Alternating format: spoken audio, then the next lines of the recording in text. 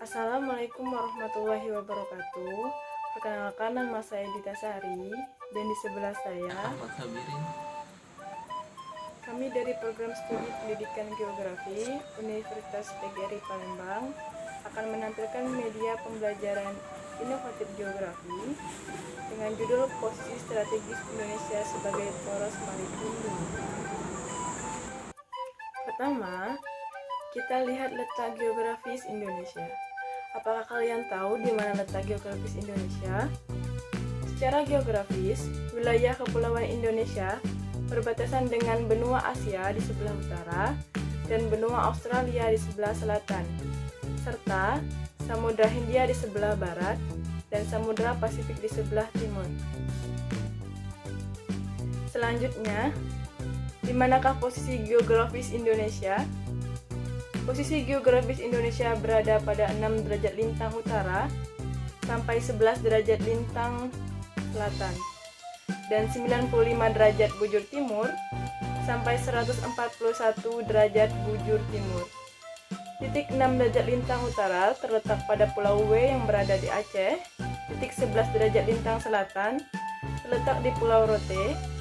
Titik 95 derajat bujur timur terletak di ujung barat Pulau Sumatera, dan titik 141 derajat bujur timur terletak di Merauke, Papua. Selanjutnya, letak geografis wilayah Indonesia memberikan keuntungan pada aspek ekonomi, sosial, dan budaya.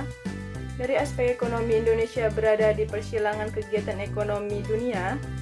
Dari aspek sosial, bangsa Indonesia mudah berinteraksi dengan bangsa-bangsa lain di Asia dan Australia.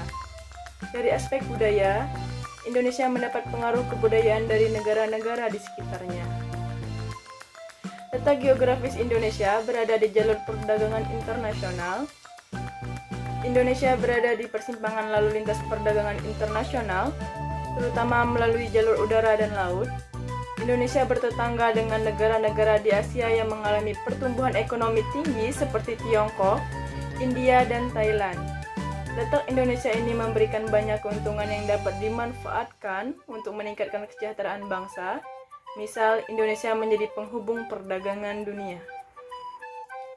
Berikutnya, luas Indonesia sebagai poros maritim dunia. Sebagai negara kepulauan terbesar di dunia, Indonesia memiliki 17.499 pulau dari Sabang hingga Merauke.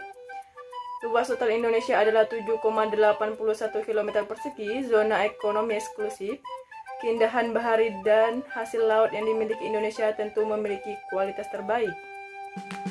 Dimulai dari pulau yang cantik dan isi terumbu karang serta tumbuhan laut, luas terumbu karang di Indonesia mencapai 50.875 km persegi yang menyumbang 18% luas total terumbu karang dunia dan 65% luas total coral field. Sebagian besar terumbu karang ini berlokasi di bagian timur Indonesia. Selanjutnya adalah perairan Indonesia sebagai poros maritim dunia. Perairan barat, sebagian besar perairan laut Indonesia bagian barat seperti Laut Jawa, Selat Sunda, Laut Natuna, Selat Malaka, Laut Cina Selatan, dan Selat Makassar merupakan zona laut dangkal dengan rata-rata kedalaman laut tidak lebih dari 200 meter, serta kondisi dasar laut yang relatif landai. Untuk perairan timur Indonesia, seperti halnya wilayah bagian barat, perairan laut Indonesia bagian timur merupakan zona laut dangkal yang termasuk pada landas kontinen Australia. Kawasan meliputi laut-laut dangkal di sebelah selatan Papua, sampai utara Australia, seperti Laut Arafuru dan Selat Flores.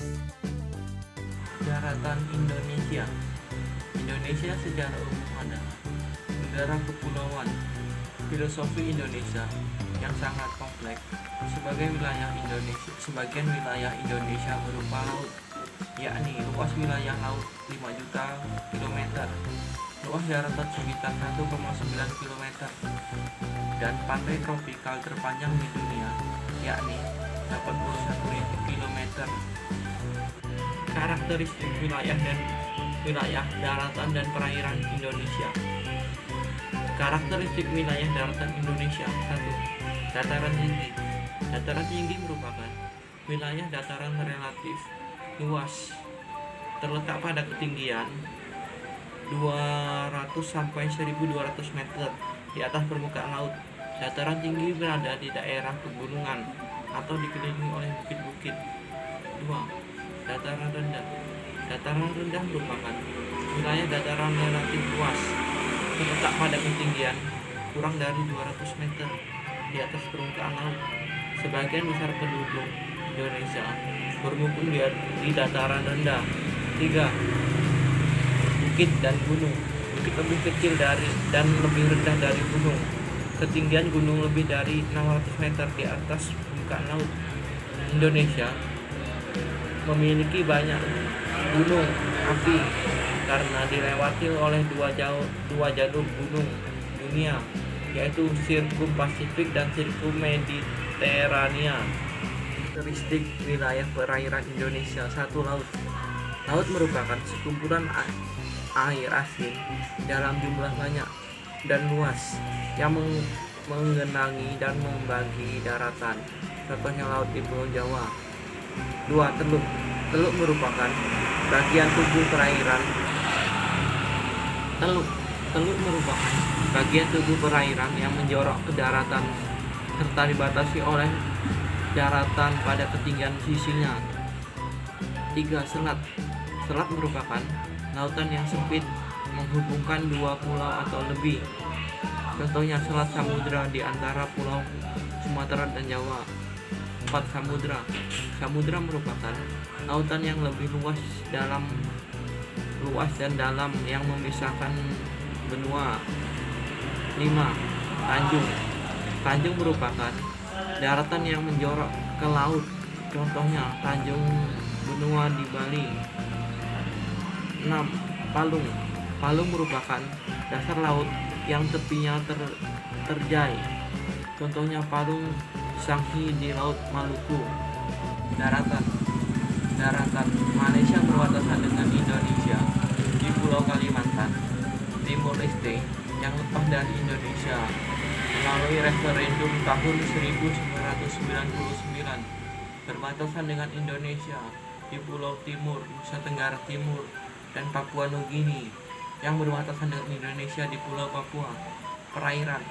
Wilayah perairan Indonesia secara konstruksi baru diterbitkan setelah kemerdekaan, yaitu melalui Deklarasi Hukum Indonesia 13 Desember 1957 yang dipimpin oleh Insinyur Haji Juanda, dikenal dengan nama Deklarasi Juanda.